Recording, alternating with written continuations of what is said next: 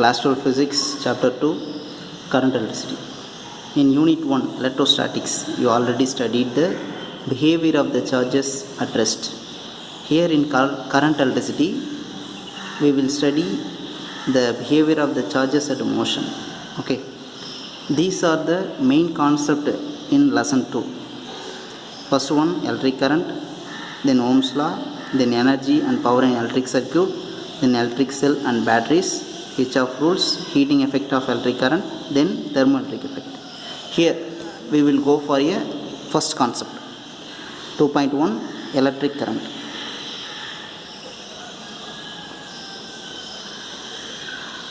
Before going to the concept, we need some basic information. Okay, we know all the matter is made up of atom.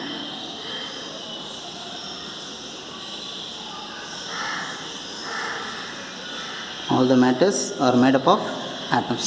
Okay, here I am considering a metal atom.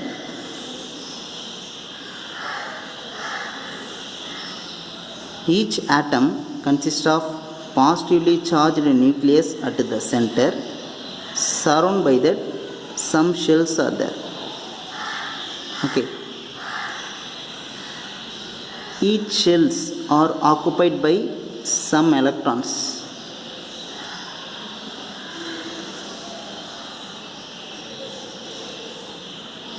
Okay. According to alpha principle, they are filled. Here it is a metal atom, so one or more electrons that are loosely bounded with the nucleus. At room temperature, they will detach from the atom. These electrons are called free electrons. After removing these electrons, then the neutral atom became a positive ion. Okay, after removal of electrons from a neutral atom, then the atom became a positive ion. Okay, here I consider a substance having large number of free electrons, so the substance is called as a conductor. Okay, at a given temperature,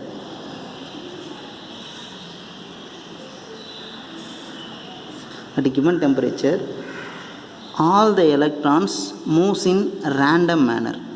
One moves right, one moves left, one moves up, one moves down. Due to this random motion, there is no net transfer of charges from one end of the conductor to another end.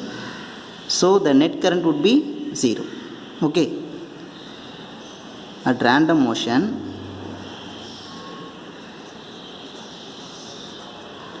no net transfer of charge.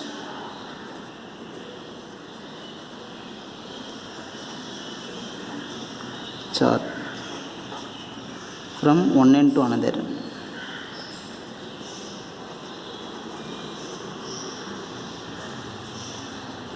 So net current would be 0. Okay, if suppose same conductor,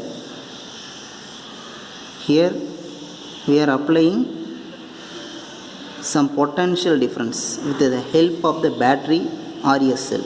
Okay, this line indicate positive terminal, this one negative terminal. Okay, here it is a conductor, so it consists of large number of free electrons. Okay, after applying potential difference, this potential difference V create an electric field E. Due to this electric field, the electrons, that means the free electrons, exert a force. F is equal to EE. Due to that force, the free electrons experience an acceleration and it will tend towards the positive terminal. Okay, it will align. You get this? By applying this potential difference across the conductor, this potential difference create an electric field E across the conductor. Okay, due to this electric field, the free electrons experience a force F is equal to E. Experiencing this force, the electron will move from left to right for this case. Okay, here electrons are aligning in a particular direction, so there is a net transfer of charges from one end to another end.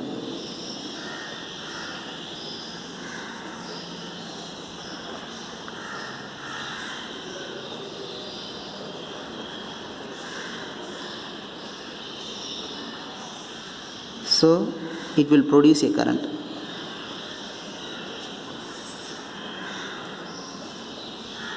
Okay, one more thing you have to notice here. After applying a potential difference across the conductor, the electrons are moving towards the positive terminal. Okay, in that place some more positive charges also there. These positive charges moves towards the negative terminal. Okay, from this data we can observe the positive charges always move from higher potential to lower potential, and the negative charges, that means the free electron, move from lower potential to higher potential. Okay, using above video concept, now I define the term electric current.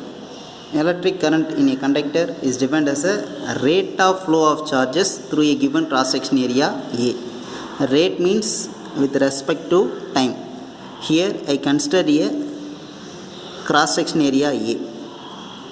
Positive charges are flow through this cross section area, then the term current can be written as I is equal to Q by T.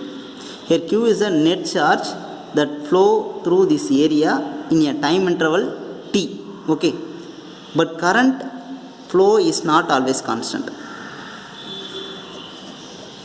Current flow not always constant.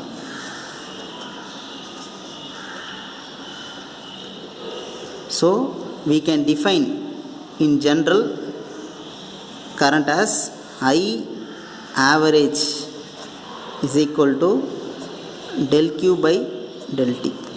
Here del Q is the amount of the charge that flow through a conductor in a time interval delta T. If the rate at which the charge flow changes with the time, then current also changes. Okay, now we define an instantaneous current.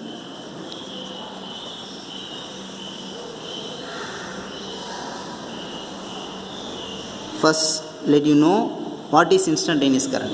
Instantaneous means at an instant. Okay, instantaneous current is nothing but a limit of average current. Instantaneous current is nothing but a limit of average current. Then I instantaneous can be written as, that is equal to limit of average current. That means del T tends to 0. Okay, that is equal to dq, sorry, I write here instantaneous current I is equal to, it is a limit of average current, del T tends to 0, that is equal to dq by dt. Then I is equal to dq by dt. Okay, the unit of current is ampere. SI unit of current, ampere. It is represented by the symbol capital A. We can represent 1 ampere as 1 coulomb by 1 second. By the definition, 1 ampere of current is defined as 1 coulomb of charge flow through a cross section area in 1 second. Okay, one more thing you have to know, current is a scalar quantity. It have a magnitude and a direction, but current is a scalar one, because it does not obey triangular law of vector and parallelogram law of vector. Okay.